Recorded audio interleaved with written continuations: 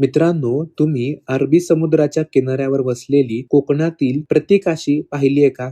जिथे साक्षात महादेवांचा वास आहे. नमस्कार मित्रांनो, मी आदित्य आणि तुम्हा सगळ्यांचं स्वागत करतो आपल्या देवभूमी कोकण या सिरीजच्या दुसऱ्या भागात. मित्रांनो, आज मी आलोय कोकणातील प्रत्येकाशी म्हणजेच देवगड मधील श्री क्षेत्र कुणकेश्वर मंदिर पाहायला. काही वर्षापूर्वीपर्यंत सांगितलं जायचं की हे मंदिर एका अरब व्यापाऱ्याने बांधलंय, पण शिवशाहीर बाबासाहेब पुरंदरे यांनी शोधून काढलं की हे एक शिवमंदिर असून ते कदम आणि यादव काळातील आहे. मुघल आणि सुलतानी आक्रमणांपासून मंदिराचं रक्षण करण्यासाठी मराठ्यांनी एक व्यूहरचना आखली. मंदिराच्या शिखराचा आकार घुमट्यासारखा केला आणि अफवा पसरवली की हे मंदिर एका मुस्लिम व्यापाऱ्याचं स्मारक आहे, जेणेकरून आक्रमक याला धक्का लावणार नाही. जेव्हा औरंगजेबाचा मुलगा शाह आलम यांनी हल्ला केला तेव्हा छत्रपतींचे अमात्य नारो निळकंठ यांनी याच कळसावरून शत्रूच्या अंगावर उडी मारून झुंजले. आजही त्यांची समाधी याच परिसरात आहे. इथे केवळ मंदिर नाही तर समुद्रात 21 स्वयंभू शिवलिंगे आहेत आणि डोंगरात कोरलेली पांडवकालीन लेणी सुद्धा आहे, जिथे